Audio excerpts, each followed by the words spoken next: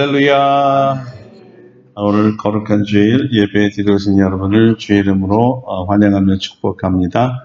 우리 앞뒤 사람에게 인사하고 시작하겠습니다. 주의 이름으로 사랑합니다. 예, 축복합니다. 예, 고맙습니다. 이제 우리 다 같이 이제 묵도하심으로써 신령과 진정으로 하나님께 예배 드리겠습니다.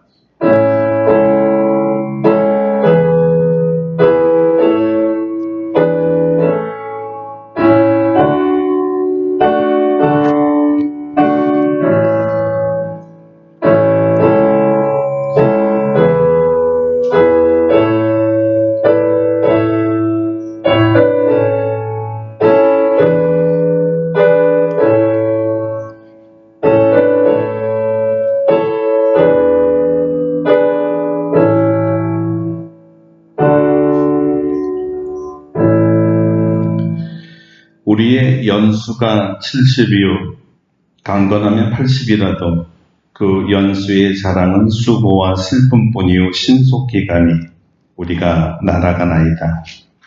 누가 주의 노여움의 능력을 알며 누가 주의 진노의 두려움을 알리이까. 우리에게 우리날 계수함을 가르치사 지혜로운 마음을 얻게 하소서. 아멘. 시간의 주인이신 주님을 찬양합니다. 천지를 창조하시고 또 지구의 종말을 계획하신 주님을 찬양합니다. 우리를 이 세상에 보내시고 또한 우리를 세상에서 데려가실 날을 계획하신 주님을 찬양합니다. 우리의 날수 동안에 우리를 창조하시고 구속하신 여호와 하나님을 찬양하며 예배할 수 있는 특권을 주시니 감사드립니다. 오늘도 우리가 마음과 정성을 다하여 힘있게 주님을 노래하며 주를 송축하오니 우리의 예배를 받아 주시옵소서. 곧 올라갈 천국의 모습을 우리에게 보여주시고 천상의 아름다운 소리를 들려주시고 소망 중에 살게 하여 주시옵소서. 오늘도 우리에게 하늘나라에 대한 참 소망을 주실 줄 믿사옵고 예수님의 이름으로 기도드립니다. 아멘. 다 같이 일어나셔서 찬송가 1장으로 하나님께 영광을 돌리겠습니다.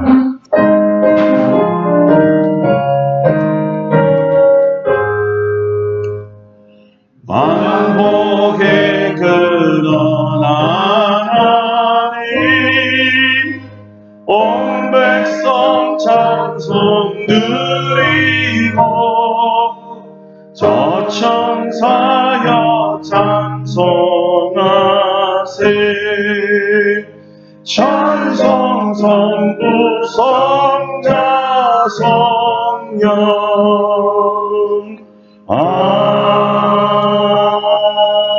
아멘. 성시교독 30번째입니다. 시편 67번입니다.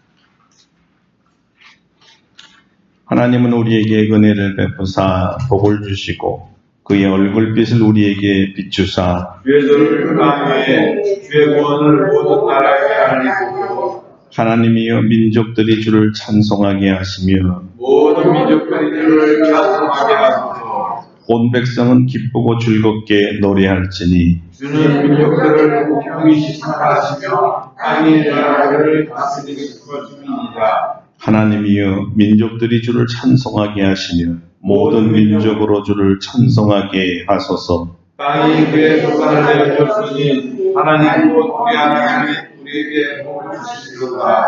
하나님이 우리에게 복을 주시리니 땅의 모든 끝이 하나님을 경외하리로다. 아멘. 침묵으로 참회의 기도를 드립니다.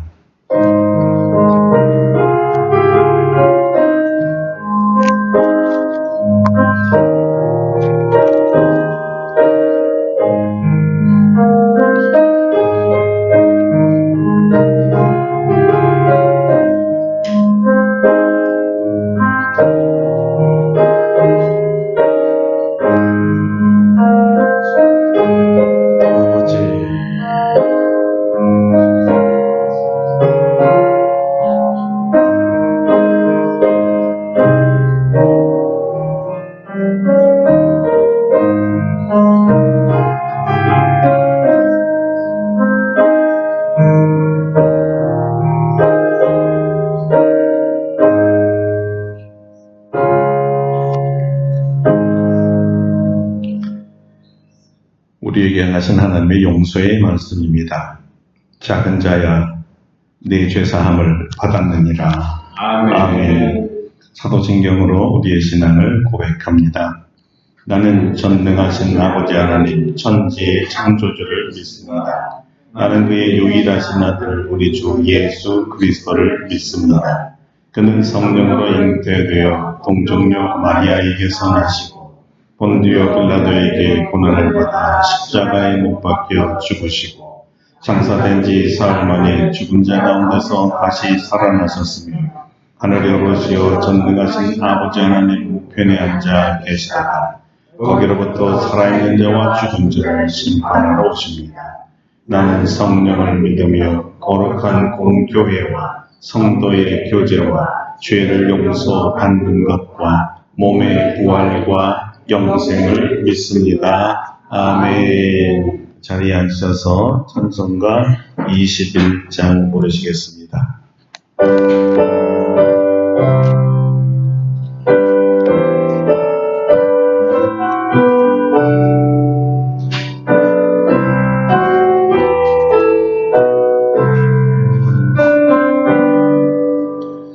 다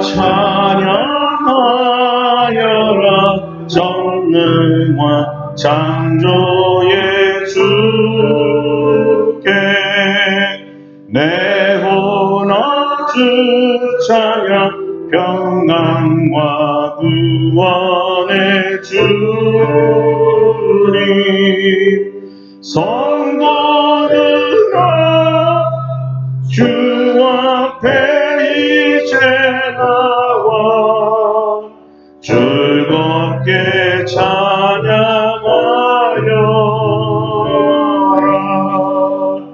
다 찬양하여라. 놀라운 만유의 주께 포근한 날개미를 품어 주시는 주님 성도들아 주님의 뜻 안에서 내 소원 다 이루리라. 다 찬양하여라. 온 몸과 마음을 바쳐 이 세상 만물이 주 앞에 다 나와 찬양 성도들아 기쁘게 소리 높여 영원히 찬양하여라.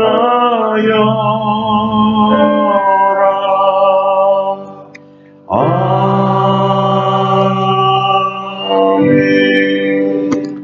조희 의장님께서 예배를 위해 기도해 주시겠습니다.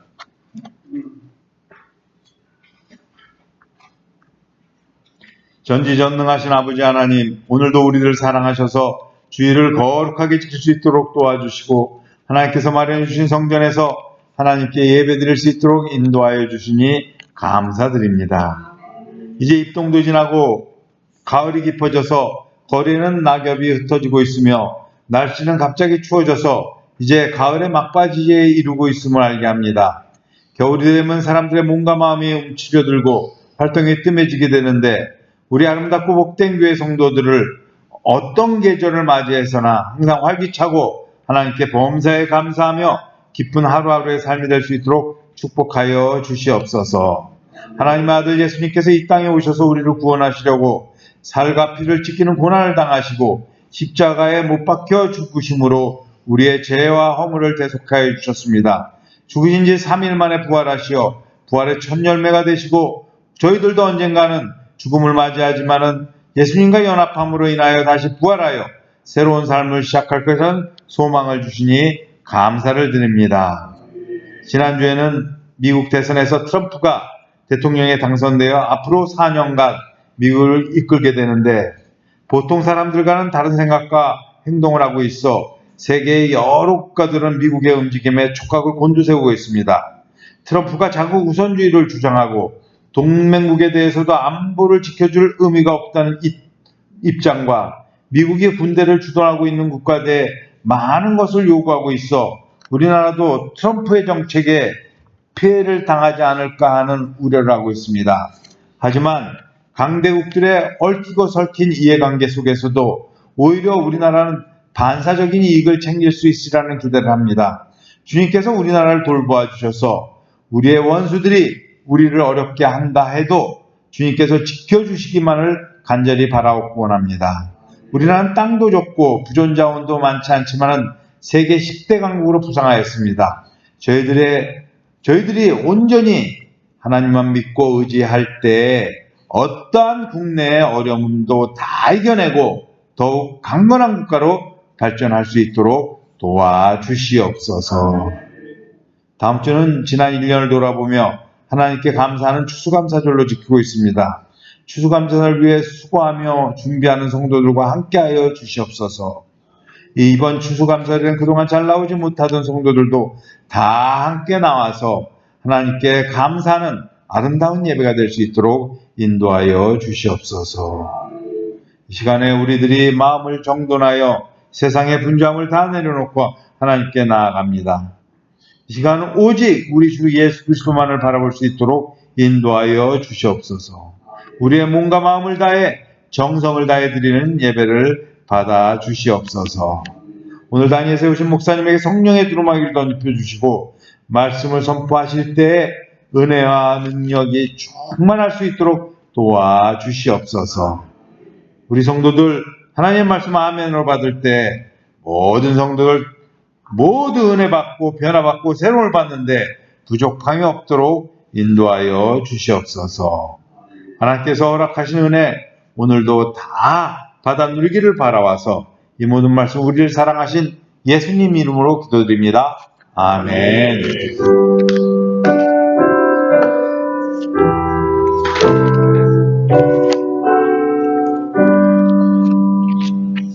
기도 감사합니다. 오늘 우리에게 주신 하나님의 말씀은 신약성경 베드로전서 4장입니다.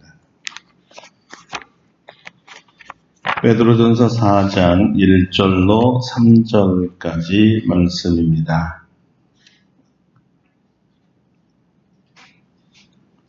베드로전서 4장 1절로 3절까지 말씀 봉독해 드립니다. 그리스도께서 이미 육체의 고난을 받으셨으니 너희도 같은 마음으로 갑옷을 삼으라. 이는 육체의 고난을 받은 자는 죄를 그쳤음이니 그 후로는 다시 사람의 정욕을 따르지 않고 하나님의 뜻을 따라 육체의 남은 때를 살게 하려 함이라. 너희가 음란과 정욕과 술 취함과 방탕과 향락과 무법한 우상 숭배를 하여 이방인의 뜻을 따라 행한 것은 지나간 때로 족하도다. 아멘. 아멘. 할렐루야. 오늘 우리에게 은혜 주실 줄로 믿습니다. 아멘. 육체의 남은 때를 어떻게 살 것인가 라는 제목으로 말씀을 증거하겠습니다. 오늘 본문은 로마 박해 시대에 예수 그리스도를 구주로 영접한 신앙인들이 신앙을 지키며 살아야만 했던 이 초대 그리스도인들을 향한 질문이었습니다. 이제 남은 생애, 육체의 남은 때를 어떻게 살렵니까? 라는 질문이죠. 그리고 오늘도 성령께서는 우리에게 동일하게 질문을 하고 계십니다. 이제 남은 때를 어떻게 살려고 하니? 우리는 이 질문에 대답해야 합니다. 우선적으로 우리는 이렇게 생각할 수가 있겠습니다. 우리의 남은 생애는 얼마나 될까? 남은 때는 얼마나 될까? 각자 여기 다 다를 줄 압니다. 얼마 안 남은 분들서부터 이제 막 인생을 각 시작한 어린 친구들에게 아주 많이 남을 것 같은 이 어린아이들까지 남은 시간은 각각 다 다릅니다. 그런데 얼마가 남았건 간에 우리가 공통적으로 동의할 수 있는 것은요, 우리가 살아보니까 참 인생이라는 게 어르신들 말씀하신 것처럼 정말 짧다라는 거예요. 야, 이게 정말 인생이라는 건 짧은 것이구나. 굳이 성경의 표현을 인용해서 말하지 않아도 다 짧은 거는 동해에 화살같이 날아간다. 맞죠? 요즘은 뭐 화살이 아니라 총알같이 날아간다. 아니면 뭐 초광속으로 날아간다. 빛의 속도로 날아간다. 이렇게 느끼시는 분이 많을 겁니다. 이야, 세월 정말 빠르죠. 저는 어제 스타 선교회 연말 총회에 참석했는데요. 우리 모임은 스타 선교회는 1년에 딱 한 번만 총회를 갔습니다. 총회를 참석했는데 이 느낌이 지난주에 내가 참석한 것 같은데 벌써 이런 생각이 들더라고요. 1년이 한 주 지나듯이 빨리 지나가고 있어요. 왜 이렇게 세월이 빨리 지나가는지 정말 바람처럼 후식 여기까지 온 거예요. 너무 빨라요. 그래서 아직 90년이 남았던 아니면 9년이 남았던 세월은 참 빨리 지나간다. 그리고 앞으로 더 빨리 지나갈 것이다 라는 이 진리에는 다 동의하실 줄로 저는 믿습니다. 제 말은 그래서 정말 얼마 안 남았다는 거죠. 이것을 인정하시고 그런 다음에 이렇게 빨리 지나가고 이 짧은 우리의 인생을 어떻게 살아야 할까? 바로 이 질문에 다시 돌아와 대답을 해야 되는 거죠. 우리가 인생을 마칠 때 정말 잘 살았다. 난 후회가 없어. 최선을 다해서 살았다. 정말 행복했다. 감사했다. 난 주님 앞에 가도 하나도 부끄러움이 없다. 이런 최후 고백을 남기고 싶다면 과연 어떻게 살아야 되는 걸까요? 남은 짧은 빨리 지나가는 우리의 인생 말이죠. 성경은 우선 가장 보람있고 뜻있고 값지게 또 만족하게 예수님처럼 사명을 다 이루었다. 이런 고백을 하고 싶은 사람은 무엇보다도 먼저 예수님을 생각하라고 합니다. 베드로가 가장 행복한 삶을 살 수 있으려면 예수님을 생각하라고 했고 특별히 예수님의 고난을 생각하라고 합니다. 우리의 남은 인생과 예수님의 고난과 무슨 관련이 있기에 주님의 고난을 생각하지 않고는 만족한 인생, 정말 행복한 결말을 이룰 수 없다고 그랬던 것일까요? 왜 그랬을까요? 예수님은 육체의 고난을 받으신 뒤에 죄를 그쳤기 때문이라고 합니다. 그치다는 말은 여기서 이제 중단되다는 말이고요. 끊어지다, 단절되다. 그러니까 더 이상 죄를 짓지 않으셨다는 겁니다. 예수님이 받으신 육체의 고난은 다름 아닌 십자가 처형을 말합니다. 왜 예수님께서 십자가에서 죽으셨습니까? 우리 죄, 저와 여러분의 죄를 주님의 몸에다가 짊어지고 십자가에 죽으셨으면, 그죠? 그 죽으실 때 우리 죄와 함께 죽으셔서 우리를 죄로부터 해방시키고 자유케 해 주셨습니다. 우리를 죄로부터 자유케 하고 해방시키기 위해서 십자가에서 죽으셨다는 거죠. 이걸 여러분 좀 어려운 말로 여러분 잘 아는 대속이라고도 얘기하고 또 속죄라고도 하기도 합니다. 한번 생각해 보겠습니다.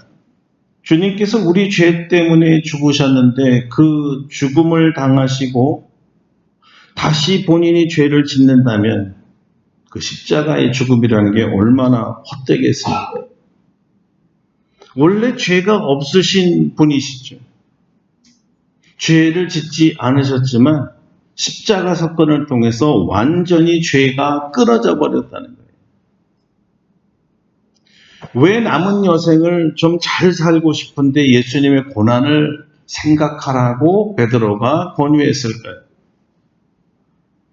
베드로는 우리 육체의 남은 이 때를 하나님의 뜻을 따라 살라고 하고 있습니다. 하나님의 뜻이라는 게 구체적으로 뭘까요? 오늘 본문에 의하면 많은 뜻이 있는데 오늘 본문에 의하면 예수님처럼 더 이상 죄 짓지 말고 사는 것. 이게 하나님의 뜻이었어요. 여기서 말하는 죄는 바로 베드로가 설명하죠. 육체의 정욕이라고 알려줬습니다. 그리고 구체적으로 육체의 정욕이 무엇일까? 이 육체의 정욕의 죄가 무엇일까 궁금해하는 독자들에게 아주 신랄하게 정확하게 알려줍니다. 육체의 정욕은 이것이었습니다. 음란과 정욕과 술취함과 방탕과 향락과 무법한 우상 숭배라고 말이죠. 그리고 이 정욕의 죄는 다 하나님의 뜻이 아니고 이방인들, 즉 하나님을 믿지 않는 불신자들의 뜻이라고 합니다.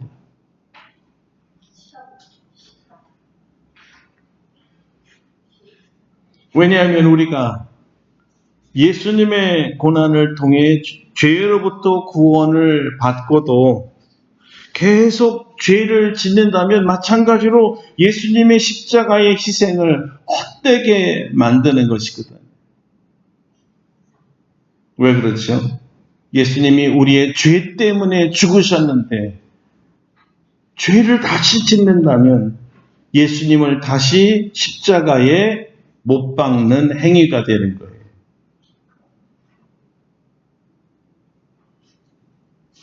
그래서 구원받은 하나님의 자녀라면 구원받은 이후에 다시는 죄를 짓지 말라. 더 이상 죄를 짓지 말라고 성경이 말씀하고 있는 것입니다. 그럼 어떻게 살아야 되는 걸까요?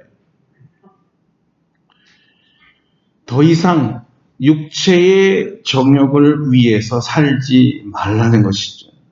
이 얘기는 다 이렇게도 표현할 수 있습니다. 더 이상 자신의 정욕, 더 구체적으로 자기 자신을 위해서 살지 말아라. 이런 뜻이었습니다.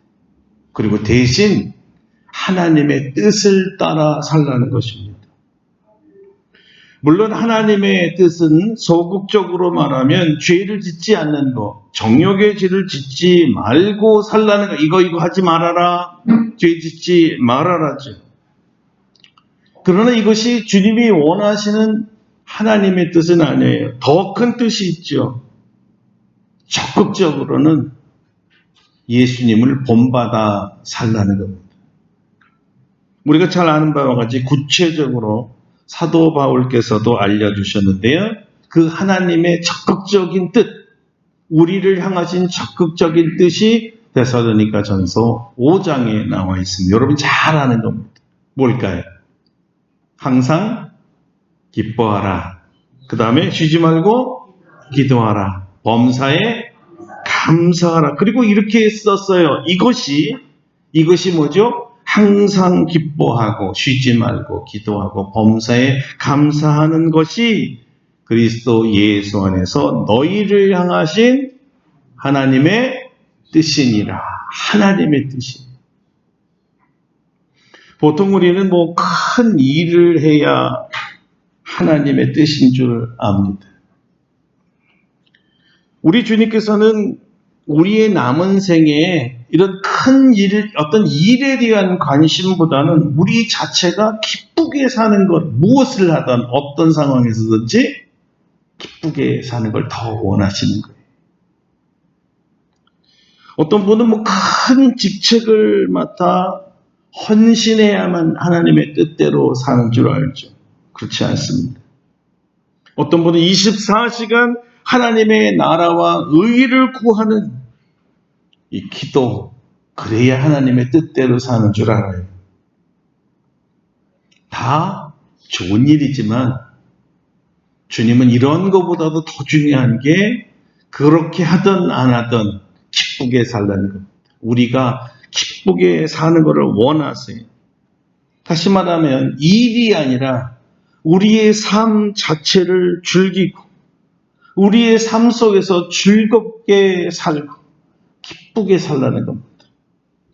그래서 거기에 이런 말을 또 하나 딱 꼭처럼 붙여버렸어요. 항상 기뻐하라.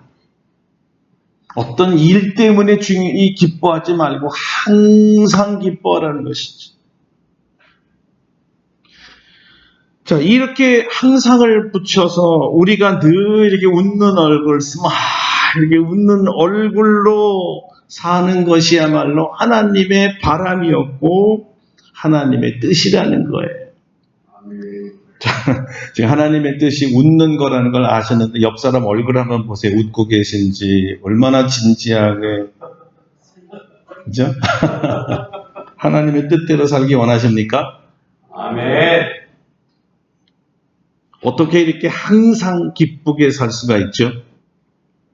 놀랍게도 그 답이 다음 말씀에 나옵니다. 그 다음 말씀이 뭐였죠? 쉬지 말고 기도하라. 쉬지 않고 기도하는 사람만이 항상 기쁘게 살 수 있다는 거예요. 하나님 의지해서 하나님의 뜻을 구하고 하나님의 뜻대로 살기 때문에 항상 기뻐할 수밖에 없는 거예요. 문제는 쉬지 말고 기도하라 그랬으니까 24시간 기도만 하라는 뜻일까요? 아니 24시간 기도하려면 기도 제목이 얼마나 많아야 되겠어요? 어떻게 우리는 그 많은 기도를 하며 살 수 있을까요?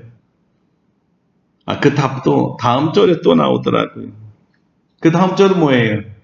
범사에 감사하라.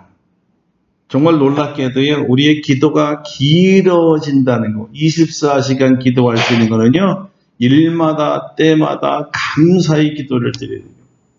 하루 종일 우리에게 베푸셨던 순간순간마다 감사의 기도를 드리는 거예요. 그 감사하면 저절로 우리가 기뻐지지 않겠어요? 그죠? 감사거리가 많은 사람이 어떻게 우리가 기쁘지 않을 수가 있겠어요? 감사하면서 얼굴 찡그리는 분 보셨어요? 감사하면서 막 화내는 사람 보셨어요? 감사하면 저절로 마음이 열리고 입이 열리고 얼굴이 열리고 항상 기뻐하는 얼굴 있잖아요. 한번 해보겠습니다. 옆 사람에게 감사합니다 인사해보세요. 근데 그 감사합니다 말하면서 상대방의 표정을 보세요. 웃고 말합니까? 화나고 말합니까? 감사합니다 이럽니까? 다시 한번 해보세요. 시작. 감사합니다. 굉장히 다 스마일이죠. 웃고 계시죠. 보기 좋잖아요. 자, 감사의 기도를 하면 하루 종일 기도가 되고요. 하루 종일 기도하니까 응답받으니까 기쁨이 넘치고 항상 기뻐할 수가 있는 것입니다.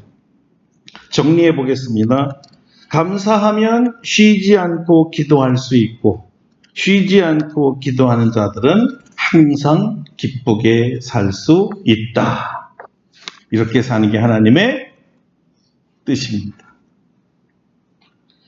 기쁨과 기도와 감사는 하나님의 뜻이라는 이 트라이앵글, 삼각형하고 같아요. 트라이앵글 아시죠? 치면 어떤 소리가 나요? 예쁜 소리가 나요. 그래서 여기 기쁨과 감사와 이 기도가 뭉쳐지면 아름다운 하모니, 예쁜 소리, 영혼의 울림, 아름다운 울림이 생기는 거죠. 이것이 바깥으로 터져나가는 게 바로 우리의 웃음이라는 것입니다. 이렇게 우리가 기도하고 감사하고 기뻐하는 그 모습으로 소리를 내는 그 모습을 우리 하나님이 보실 때 너무너무 좋아하시는 거예요.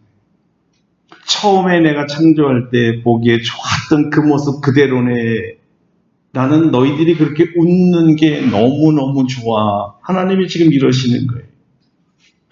우리를 창조하신 우리 하나님 아버지께서 하나님의 자녀인 우리에게 가장 바라는 것은 어떤 일에 대한 성공이 아니고요.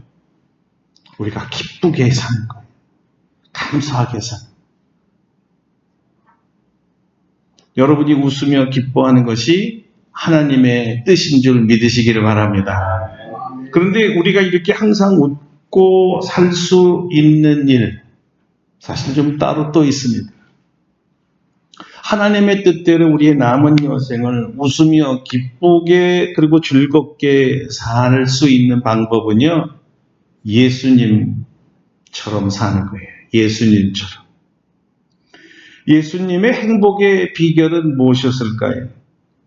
이 시간에 다 말할 수 없을 만큼 너무 많을 것 같은데요. 그런데 딱 한마디로 줄여보면 사랑이었습니다. 예수님께서는 우리를 사랑하는 것을 자신의 최고의 기쁨으로 여기셨습니다. 왜냐하면 다른 각도로 표현해 볼 때 예수님께서 하나님이시면서 이 땅에 오신 이유가 바로 우리를 섬기기 위해서 오셨다고 하셨거든요. 들어보세요. 인자가 온 것은 섬김을 받으려 함이 아니라 도리어 섬기려 하고 자기 목숨을 많은 사람의 대성물로 주려 함이니라. 아멘. 우리를 사랑하셔서 우리를 섬기는 것이 주님의 기쁨이었다는 것이 너무 놀랍지 않습니까? 예수님은 우리의 발을 이렇게 씻기시면서 너무 행복해 하셨어요. 우리에게 기적으로 빵을 만들어서 먹이시면서 빵 먹는 그 모습, 빵 먹고 행복해 하는 그 모습을 보면서 좋아하셨어요. 내 백성들이 배불리 먹으며 행복해하는 모습을 보니까 너무 좋다 이러셨어요. 이분이 바로 우리 예수님이십니다. 그리고 예수님의 기쁨이었고요. 병든 자 고쳐졌을 때 너무 기뻐서 껑충껑충 뛰는 모습을 보면서 주님도 덩달아 좋아서 덩실덩실 춤을 췄어요. 내 백성이 저렇게 치유받고 기뻐서 뛰는 모습 너무 좋다. 너무 보기가 좋아.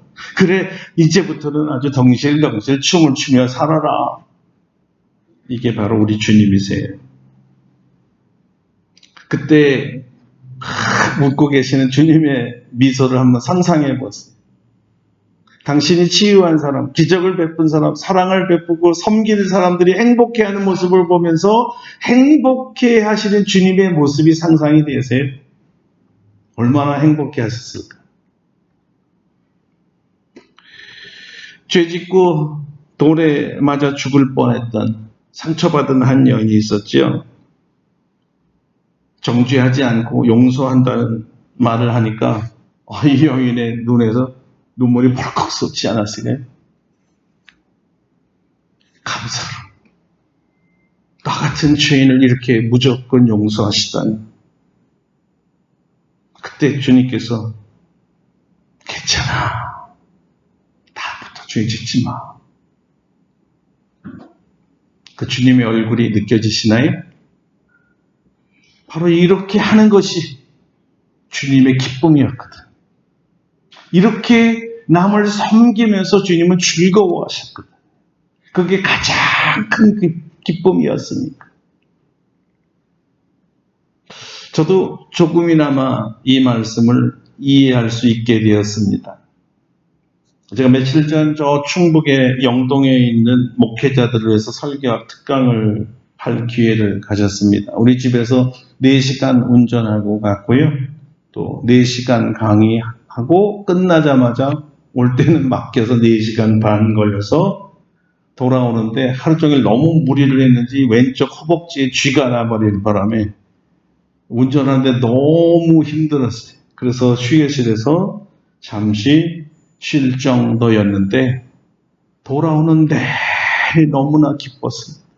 마음에 그렇게 만족이 오더라고요. 너무 잘했다는 생각이 절로 들었어요. 왜냐하면 이분들은 강의를 듣고 싶어도 누군가가 멀리에서 찾아와 그 산골에 강의해 주는 사람이 없었기 때문에 필요한 강의를 듣지 못했던 분들이래요.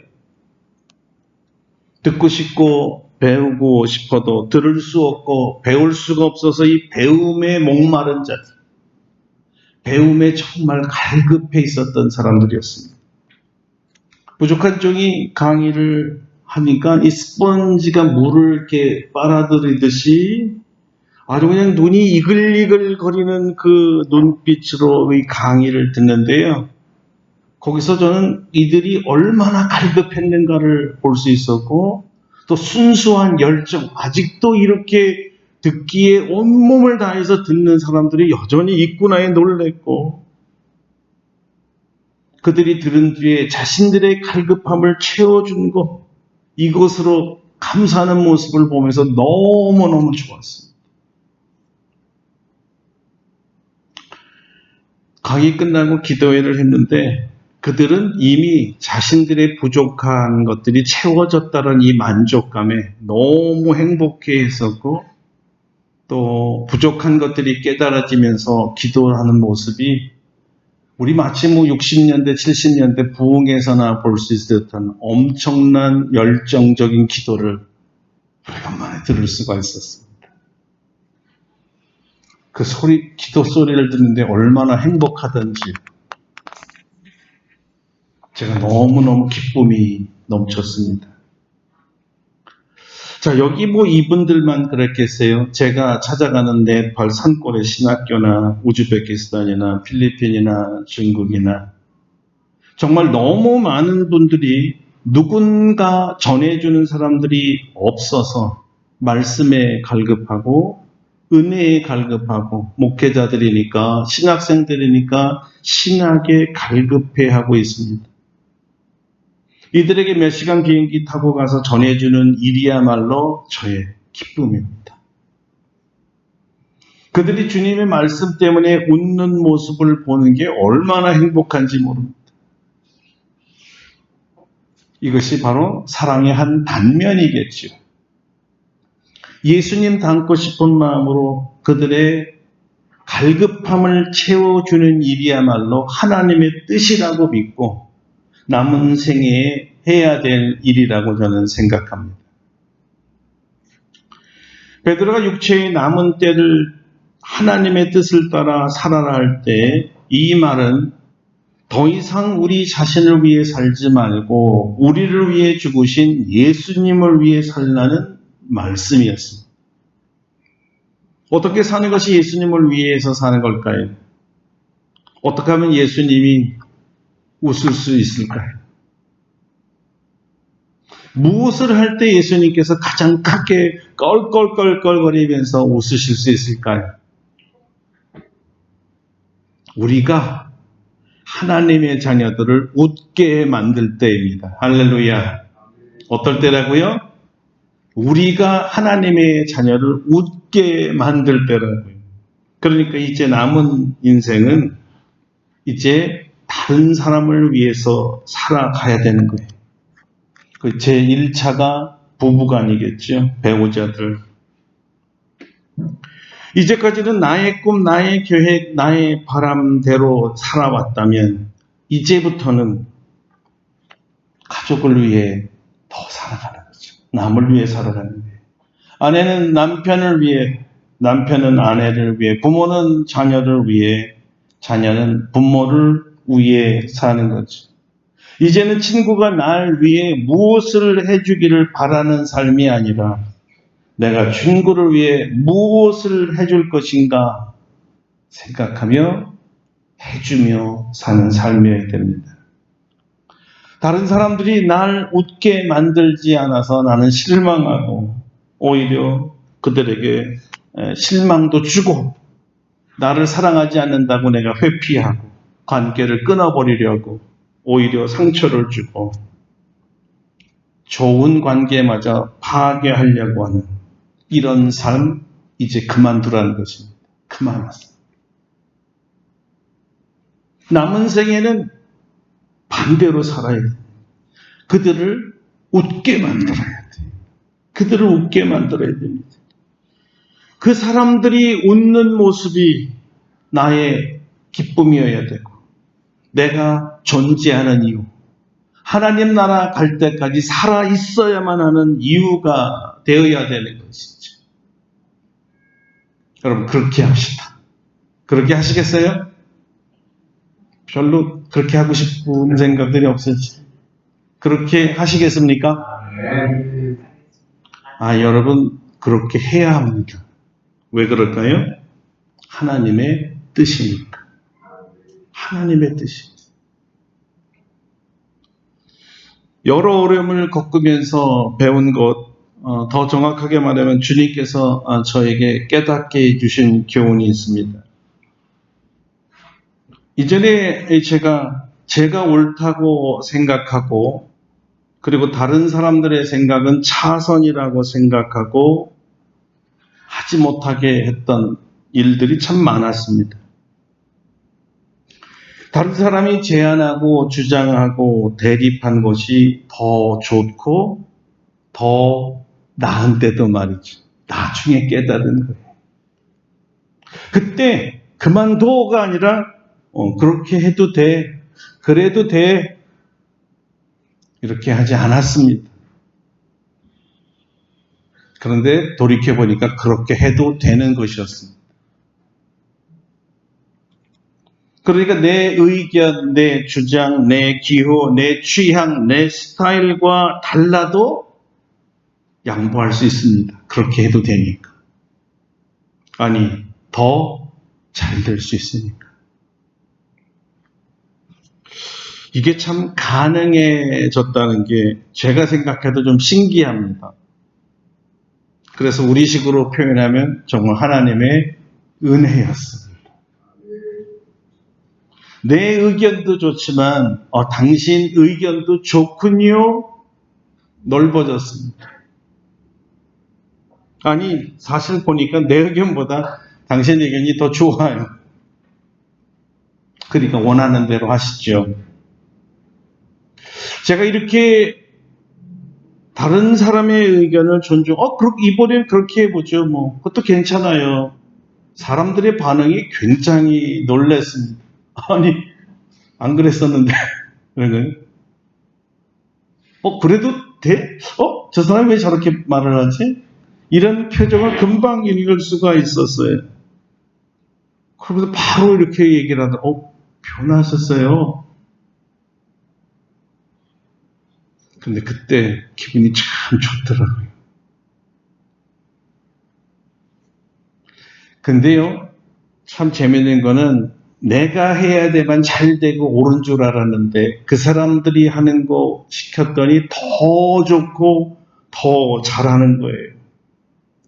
그러니까 그때 이런 생각이 이럴 줄 알았으면 진작 그렇게 하라고 시킬 걸. 괜히 내가 해서 실패했네. 애만 썼네. 이런 거예요. 만약 그때 그들을 시키는 대로 해서 더 좋은 결과가 나왔으면 내가 그때 막 행복해하고 웃을 수 있었을 텐데, 이런 거죠. 여러분 생각이 아무리 옳아요. 다른 사람 생각도 옳다고 인정하세요. 나만, 내 생각만, 내 방법대로만 이렇게 하지 마시고 양보해서, 그래요, 이번엔 그렇게 합시다.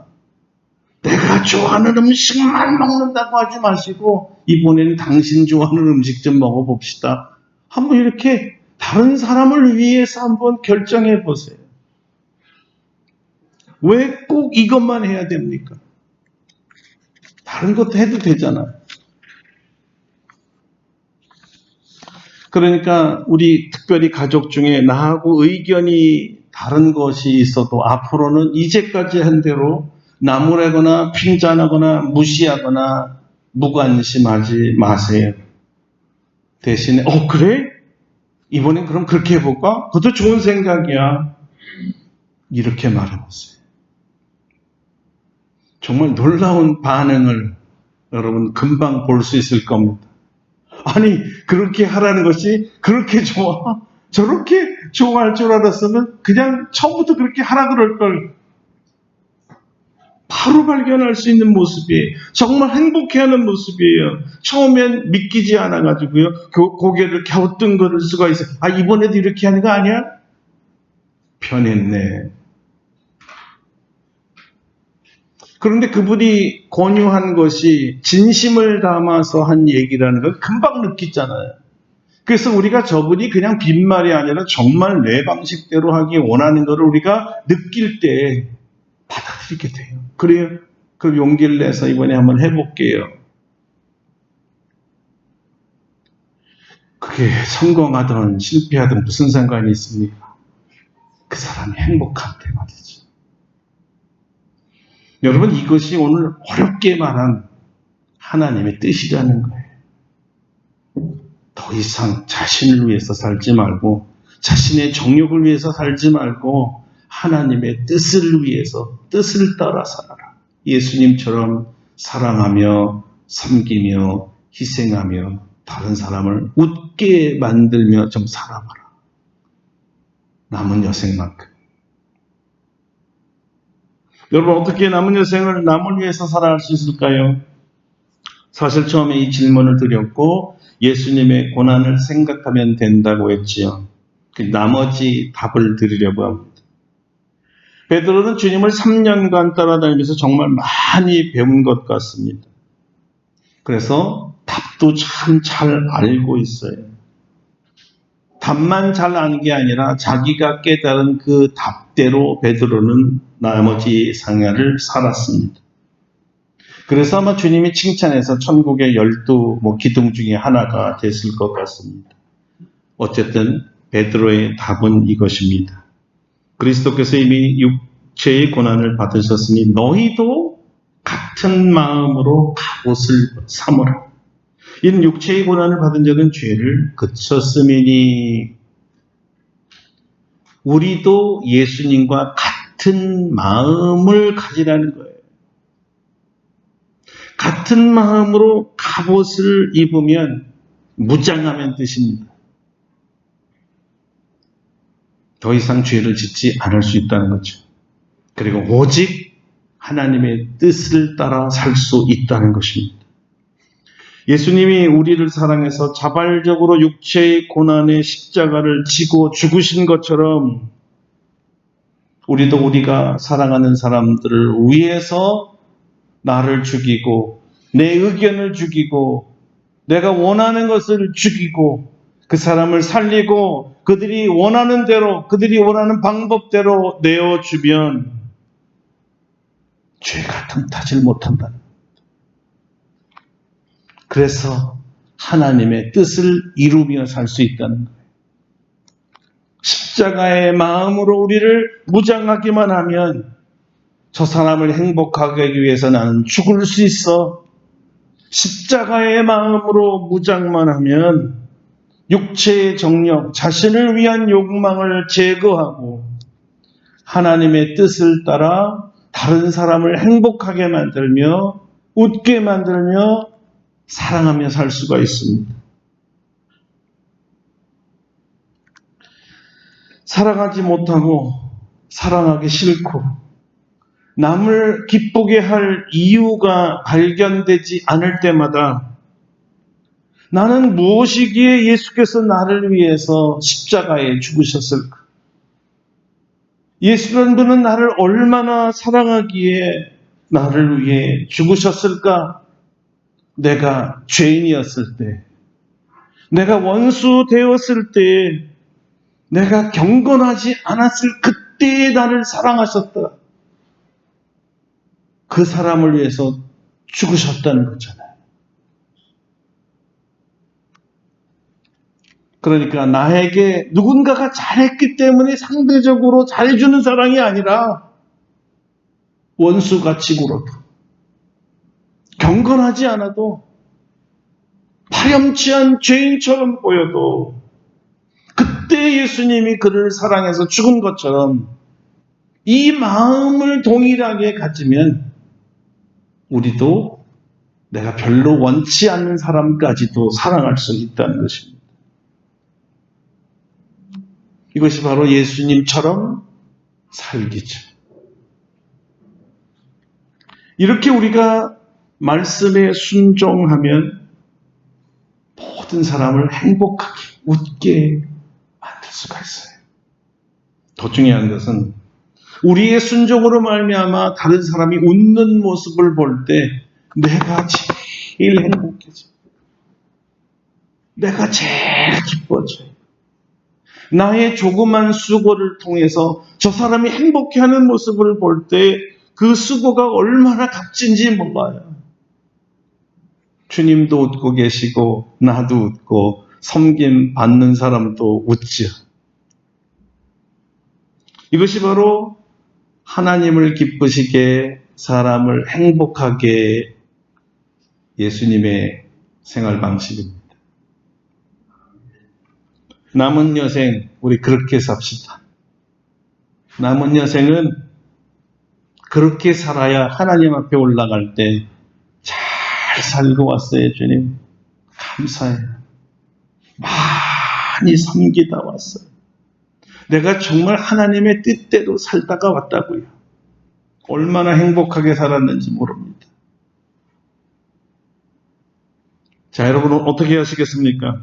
여러분 남은 육체의 때를 어떻게 사시렵니까? 오직 하나님의 뜻대로 삽시다. 아멘. 아멘. 다시 한번 외치고 끝나겠습니다. 하나님을 기쁘시게, 하나님께 사람을 행복하게, 행복하게 우리 가족들을 웃게 만듭시다. 우리가 누구를 웃게 합니다. 기도하겠습니다. 자, 오늘 이 말씀대로 하나님의 뜻대로 육체의 남은 때를 살게 해달라고 다 같이 기도하고, 예. 할렐루야.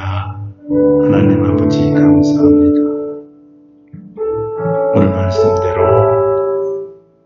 하나님의 뜻대로 살기를 원합니다. 우리 육체의 모든 남은 때가 정욕에 사로잡히지 않고 정욕을 따라 살지 아니고 육체의 죄악을 지며 살지 아니하고 주님의 뜻대로 예수님처럼 섬기며 살아가며 모든 사람들을 행복하게 웃게 만드는 다른 사람의 의견을 더 존중히 여기는 그들의 방법대로 따라하게 만드는 놀라운 변화가 나머지 여생에 있게 하여 주셔서 우리의 섬김을 받은 사람이 기쁘고 내가 기쁘고 하나님을 기쁘게 하는 삶이 되도록 인도하여 주시옵소서. 예수님의 이름으로 기도드립니다. 아멘. 오늘 말씀을 생각하면서 549장 부르시고 준비하신 예물 봉헌하겠습니다. 549장입니다.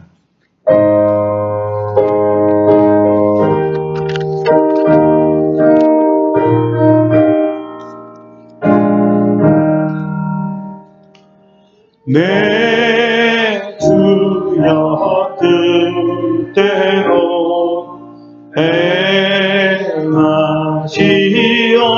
행하시옵소서. 온 몸과 영혼을 다 주께 드리니 이 세상 돌아간 주 인도하시고 날 주관하셔서 뜻대로 하소서. 내 주여 뜻대로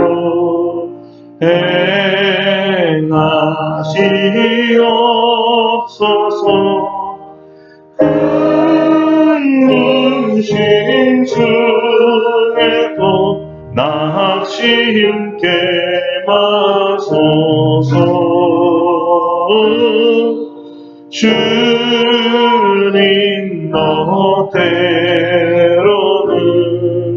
울기도 하셨네.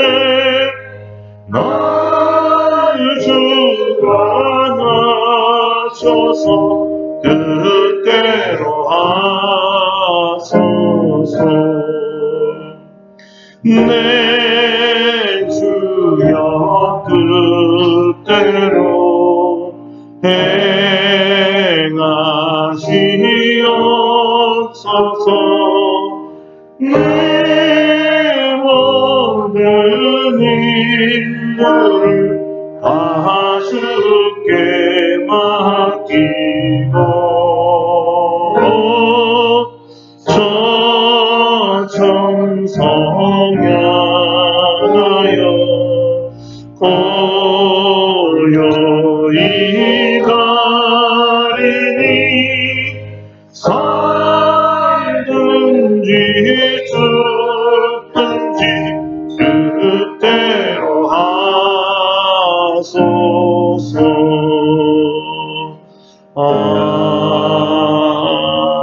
아멘. 존귀하신 예수님, 우리를 섬기기 위해서 이 땅에 오셔서 종과 같이 우리를 섬겨주시고 발을 씻겨주시고 상처 치유하시고 우리와 친구가 되셔서 우리를 항상 웃게 만드시고 주님 때문에 행복하다는 말을 하게 해주셔서 감사드립니다. 우리를 행복하게 만들어진 주님께 귀한 예물 드립니다. 이 예물 받으시고 더 큰 웃음으로 허락하여 주시옵소서. 항상 기뻐하고 쉬지 말고 기도하고 범사에 감사하여 하나님의 뜻대로 살아가는 우리 성도들 되게 하여 주시옵소서. 더 이상 우리 자신을 위해서 살지 아니하고 예수님과 이웃들을 위해 살게 하여 주시옵소서. 우리 살아가는 모든 성도들이 한 주간 직장으로, 가정으로, 또 선교지로 떠나면서 오늘 말씀을 들고 오늘은 누구를 기쁘게 할까? 오늘은 누구를 섬겨줄까? 오늘은 누구의 의견을 따라볼까? 실천하며 세상을 행복하게 만드는 행복 선교사들이 되게 하여 주시옵소서. 우리 모든 성도들, 특별히 오늘 예배에 불참한 많은 성도들이 있습니다. 어떤 이유로든지 함께 해주시고 위로해 주시고 치료해 주시고 문제 해결해 주시고 다시 성령 충만하게 하시고 주의 전에 기쁜 마음으로 달려오도록 변화시켜 주시옵소서. 우리 하나님 감사합니다. 한 주간은 추수감사절을 기억하며 1년 내내 응답하셨던 기도에 대해서 감사하는 시간 되게 하여 주시옵소서. 감사할 때 몸이 치유되게 하여 주옵소서. 감사할 때 마음의 행복감으로 가득 차게 하여 주시옵소서. 감사할 때 위로부터 내려오는 성령의 새로운 힘을 더하여 주시옵소서. 감사할 때 질병이 떠나가고 감사할 때 사업이 술술 풀립니다. 감사할 때 인간관계가 좋아집니다. 우리 하나님이 놀라운 체험을 하게 도와 주시옵소서. 우리 주 예수 그리스도의 이름으로 감사기도 드립니다. 아멘.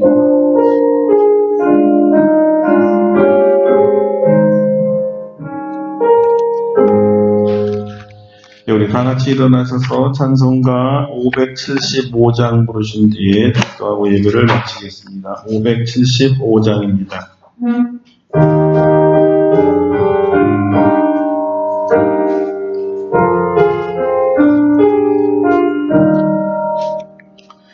주님께 귀한 것 드려 젊을 때 힘다하라.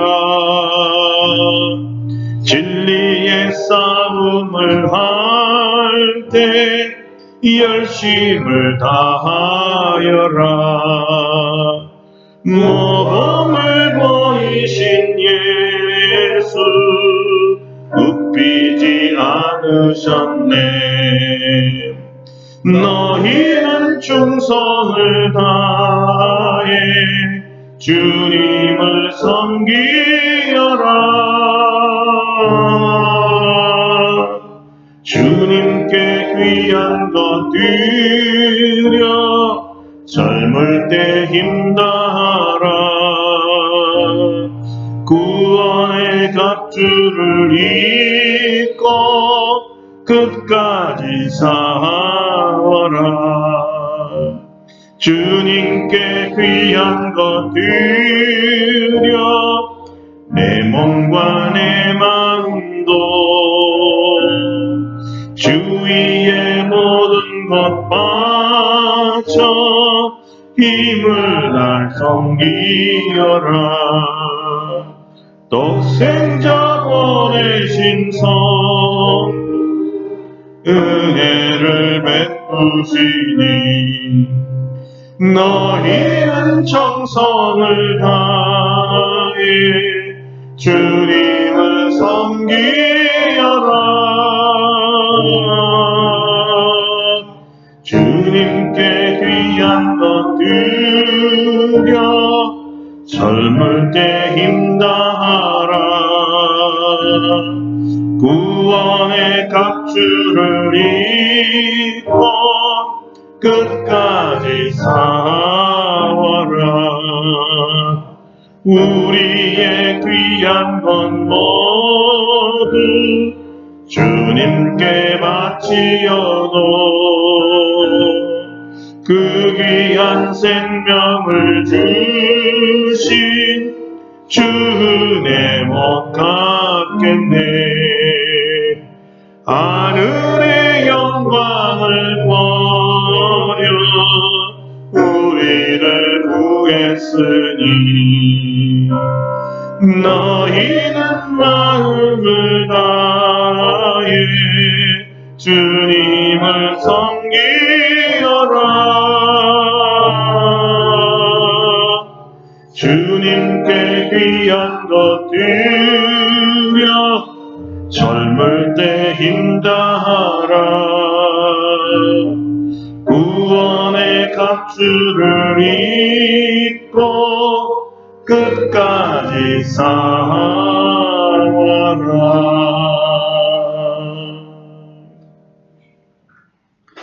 이제는 우리 주 예수 그리스도의 은혜와 하나님 아버지의 놀라우신 사랑하심과 성령의 교통하심이 오늘 말씀처럼 우리의 남은 여생을 정욕을 위해 살지 아니하고 하나님의 뜻을 이루며 살아가기로 다짐한 사랑하는 모든 성도들 심령 위에와 우리 아름답고 복된 교회와 세상에 있는 모든 하나님의 자녀들 위에 이제로부터 영원토록 함께 하시옵기를 간절히 축원하옵나이다. 아멘. 아멘.